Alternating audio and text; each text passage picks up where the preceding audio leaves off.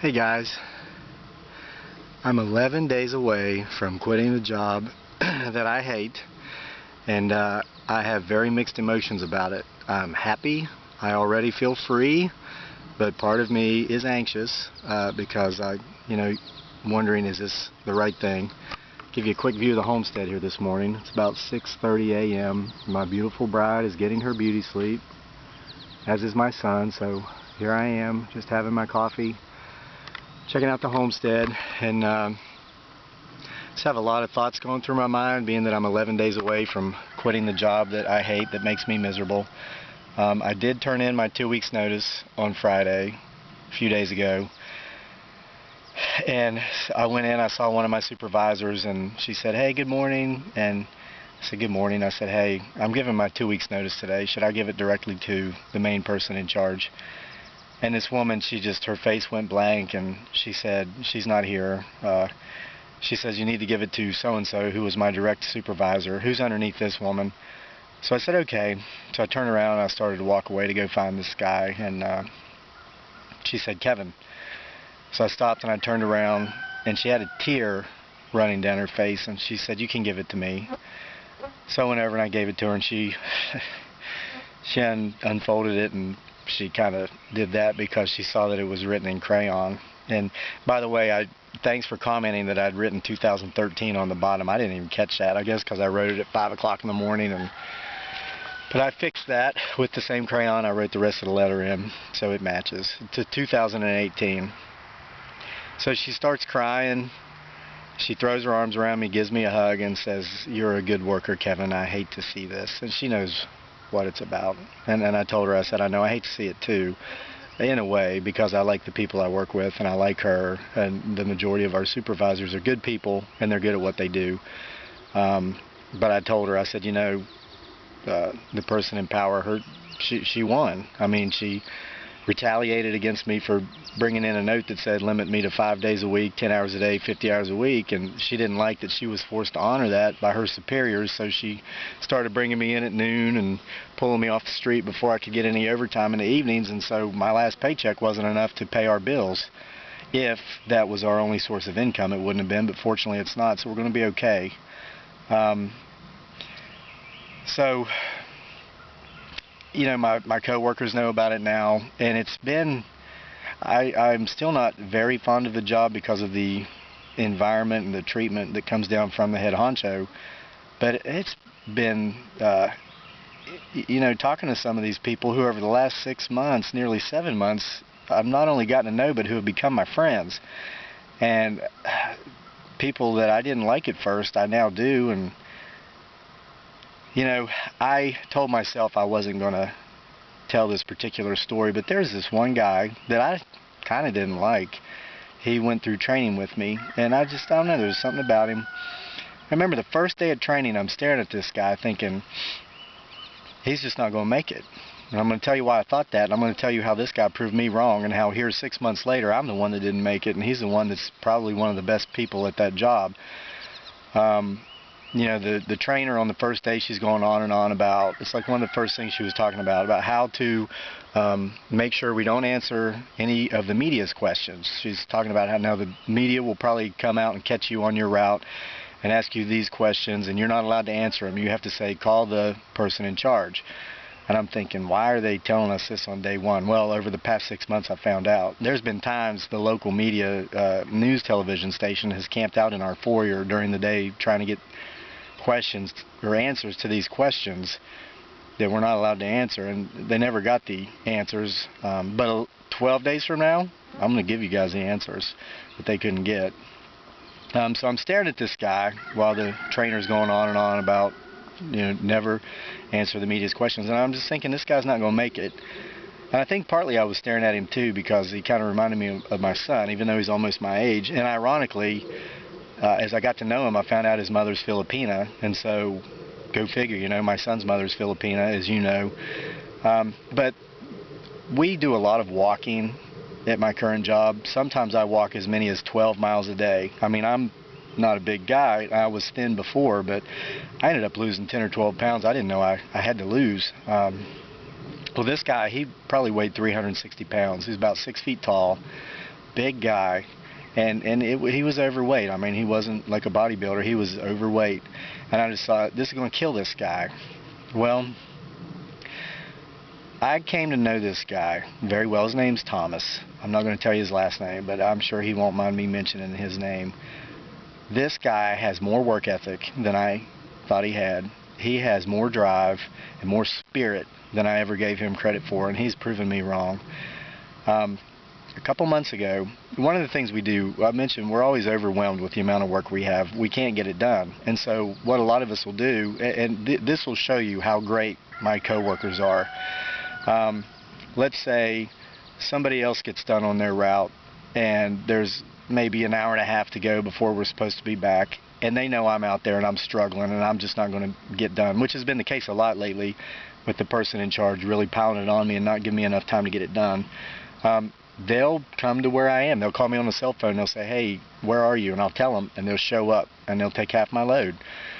Someone else will get done. Another person will get done. These two people will come. One will take half of the other person's load. Another one will take half of my load, and boom, we're all done. Half an hour, 45 minutes later, and we succeed. And these people don't have to do this. This shows you the quality of their character.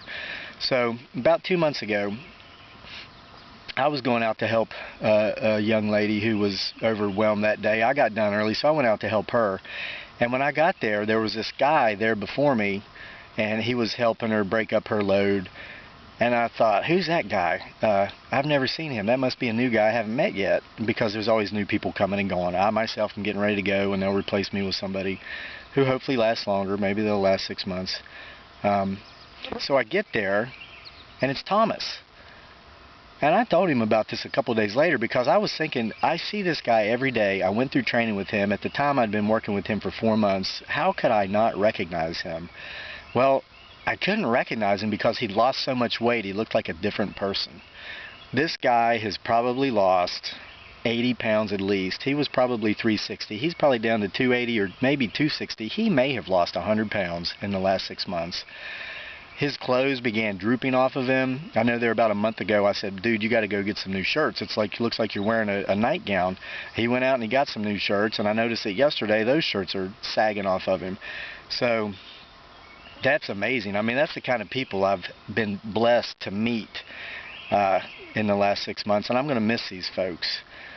I'm going to stay in touch with several of them. But that's just an amazing story, and I hope if he sees this, he's not embarrassed. But you know what? He needs that shout-out, and he's deserving of that credit, because he's an inspiration to me, and I know he can inspire a lot of you folks. And here we are 6 months later, and I went into this kind of hoping it was going to work out for me, because I'm 44 years old. And this company, once you make a regular get a regular position with them, which right now I'm an assistant, you kind of have to work your way up. They have good benefits. They have pension. They have TSP through a savings plan. I thought, you know, this is going to be a really good way for me to take care of my family long term, since other things hadn't been working out, things that we relied on for many years. And Thomas is still there, and I'm on the way out in 11 days. So yesterday I'm working, and I've got these doubts, I've got these fears, and I'm worrying about my wife and my kid mostly. I'm like, is this the right thing? Are they going to be okay? Are they going to be okay? Are they going to be okay? I know we're going to be happier, especially at first, because I'm not going to be miserable. You know, here in a few hours, I got to go in there, folks, and I'm going to be in there all day. It's going to be in the 90s today in Virginia. And then, by the way, I'll be telling you exactly where I am here in 12 days when I tell you who this employer is, and more specifically some of the things that have been going on there. But the concern is my family. But something happened yesterday that I took as a sign. I mean, I'm not big into signs, but it was I guess from what we're hearing, it's about a 1 out of 30,000 chances happened to my wife and my son while I was working. I'm going to share that with you in a second. But you know, I was inspired by a story I read about online the other day. I'm not big into pop culture. Yes, I do like the Avengers, so I have an Avengers shirt. And I like that because it's an inspiring type storyline. And but, you know, we don't have a TV, we don't have cable. But every time a new Avengers movie comes out, we're at the theater. We give it a couple weeks to cool down so we can go in during a matinee during the day and not have to deal with the crowds. And, you know, I'm not a huge UVA fan, but they're the local team, and I like the atmosphere of, we'll go to baseball games, women's soccer, and we do a couple football games every year. And that's not so much because I'm a big sports fan, though I do like sports, and I ran track back in the day and I was okay at it.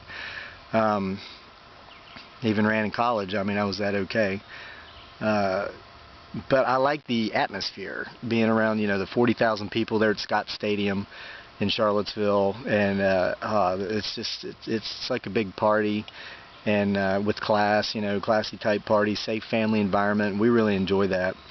But when it comes to I don't obsess over bands, I don't obsess over movie stars, but every now and then there'll be a song I hear on the radio when I'm on the way to work or on the way home. When we're in the car as a family, we don't listen to the radio. And as a matter of fact, we had our car almost a year. We'd been in the U.S. almost a year. 6 or 8 months. Our son's, no, it was over a year because he was in first grade. In kindergarten, we took him to school, but he was in first grade last year. In the winter, I'll warm the car up, and we'll sit down at the end of the driveway to wait on the bus, let him get on the bus, and then we come back to the house. And my son was up in the front seat with us, and he saw the buttons on the dash, and he's like, "What's this one?" I said, "That's the radio." And he said, "What?" And he pushed it, and music came on, and he got so excited. He said, "Our car has a radio? Oh my gosh!" And he starts flipping through channels. He didn't even know we had a radio in our car because we never turn it on. I mean, I'd rather talk to my family for 5 minutes than listen to the best song ever written, because conversation with my family is the best music my ears have ever known. But I do listen to the radio while I'm going to the job that I don't really like, that I won't be going to after 11 more days, and I listen to it on the way home. And there's a couple songs by a band that's caught my attention, and I like it when it comes on. So I'm like, who are these people? And this is something I started doing after I turned 40. A lot of you watching this are post-middle age, and I want to know if you do this thing too, or if it's just me. But I started thinking about, who I am, where I am, what I've done, what I haven't done. So I'll Google these people to find out a little bit about them. I want to know how old they are. So, I'm really into this one band because I like their songs, and it's because of a message that's coming across about being successful, doing whatever it takes to achieve your goals, not listening to the people who are laughing at you and making fun of you when you're talking about it. And just believing in yourself and driving on. Like, most of their songs have this general theme. So I Googled these people, this band. I'm going to tell you who they are in a minute. This is going to blow your mind. So I'm reading about the lead singer, and it was never his intentions to be a rock star. The guy's 30 years old. He is a Mormon, and he went to seminary. He wanted to be a leader in the Mormon church and reach millions of people. With his beliefs. He wanted to spread what he believed, and he was kicked out of his religious studies college because it was found out that he was in an intimate relationship with his girlfriend of 4 years. So here's this guy, he's going into this position, this is something he wants to do, that he feels called to do, and then all of a sudden it doesn't work out for him. He's kicked out and he can't do it. And I thought, wow, that's kind of like my situation with my current employer. I went into this thinking, this is going to be long term, this is what I want to do, and now here I am 6 months into it and I'm on my way out. Well, this guy, he was also into music, and he went that route, and now he is the lead singer of one of the most successful bands of our time, and that band is called Imagine Dragons. So if you listen to Imagine Dragons, or if you're on YouTube right now watching this video, go check out an Imagine Dragons video. They have a song called Whatever It Takes, which is really good, and one I like is called Thunder. But that's their story, and that motivated me because, and there's many examples like this throughout history, but here's this guy, he's strong in his faith, he's strong in his beliefs, and he wants to share what he believes with a lot of people, and so he thinks the way that he's supposed to do that is to become a leader in his church and reach people that way. But someone greater than him had a different plan for him, and at first, it appeared as if his plan to reach many people and inspire these people with his message was not going to come to fruition because he failed. I wasn't blowing you a kiss. I had a gnat on the lens. I hope I didn't just fog it up. But now he's one of the most successful lead singers of one of the most successful bands of our time. So his plan worked out, just not how he planned it to work out. So I'm kind of, you know, I've been around long enough to see similar events in my life to know that when things didn't work out, it's like the old saying, you know, when God closes one door, he opens another. But what they don't point out when they tell you that is that waiting in the hallway kind of sucks. So yesterday, my thoughts are racing. Am I doing the right thing? We're in the hallway right now. I'm 11 days away from leaving this position where I have good friends, I have good coworkers, people who come and bail me out when I'm in trouble, supervisors that cry when I turn in my 2 weeks notice. I mean, that is some good stuff, folks. I wish the place had a different culture from senior management, because if it did, I'm telling you, this would be a wonderful place to stay long term, and I would stay long term despite walking 12 miles a day, despite the long hours. If I could go in there 5 days a week and get my hours, pay my bills, and take care of my family, I would cherish those 2 days that I didn't have to go in there and do that. And if the culture changed, it probably wouldn't be needed anyway, because people would stay. I mean, we had 6 call-outs yesterday. It was Sunday. We work on Sundays. We deliver a particular product, not the main product we're known for, because we don't deliver that on Sundays and federal holidays. And come on, if you still haven't figured out who I work for, come on now. I'm going to tell you in 12 days anyway, but we have about 30 people that go in on Sundays. Yesterday, 6 of them called out. And these folks don't call out because they're lazy. They don't call out because they're hungover from tying one on the night before. They call out because they're miserable. And on Sundays, it's our shortest day. We go in at 8, and I go in at 8. She's scheduled me to go in at noon during the week, but on Sundays I usually go in at 8, unless she makes me go in at 7 to deliver 20 minutes worth of the other product that I didn't get done the night before because she calls me in so I don't hit overtime like last weekend. But this weekend I went in at 8 on Sunday. 6 people called out. That's 20%, folks. And that's probably average every day of the week. And they're doing it because they're miserable. And they work 7 days a week. Once they hit 10 days, 12 days, 15 days, they have to call out. A lot of them do it on Sunday because they know they're not, hurting their buddies too badly, because that's usually our shortest day of the week. We're usually done around 2 in the afternoon on Sundays. There were so many call-outs yesterday, we didn't get done to about 5 or 6. So I'm working, I'm thinking, am I doing the right thing for my family? Because I can put up with the suck for a long time. I've done it in other situations. Well, I get with my family after work, and they're telling me about their day, and they tell me about something very exciting that happened. And my wife got a quick video of this. It's 46 seconds long. We've been having connection problems with our internet, but if it's working today and I'm able to upload this, I'll tie this video she got yesterday onto the end of this one. But they saw an albino deer. It was a fawn. It was a baby. Guys, this is 1 out of 20 to 30,000 chances. You've got to see 30,000 white-tailed deer to see an albino. So yesterday, we're waiting in the hallway. Okay, God's closed that one door. We're waiting for another one to open. And we're hoping that door is basically just homesteading full-time and me throwing myself back into my writing full-time, and that it works out as it had worked out years ago and as it did for many years. So while we're in the hallway waiting, here comes this white fawn, solid snow white fawn, walking down the hallway, passing my son and my wife. And again, it's not that I'm not a mystic and I'm not huge into signs and all these things, but I don't believe in coincidences either. I don't. So, well, that's been long enough. We get a lot of comments, and thank you for all the comments. A lot of people say I talk too long, so I'm not going to belabor this point. I think I've made the points I wanted to make. 11 days away, folks. So, well, I'm going to be telling you a heck of a story here in 12 days. And it's not going to come from a place of spite, because I'm not spiteful. As I mentioned before, I'm making the choice to be happy, not right. But I want to tell a particular set of stories because I'm leaving behind some wonderful coworkers who've become friends, and some wonderful customers I've really gotten to know, some of them who have become friends, and so I'm kind of telling the story for them. So if you got anything out of this video, please subscribe. Stay tuned to Homesteading Off the Grid, and we'll bring you more, and mostly about planning and horticulture, agriculture, all these things, the projects that we're really going to be ramping up here on the homestead 12 days from now when I'm not working at this other place all the time. And with that, I'll give you another beautiful parting shot of the homestead. It's kind of overcast this morning. I actually hope it stays overcast all day so that when I walk 12 miles, it's not going to be too grueling.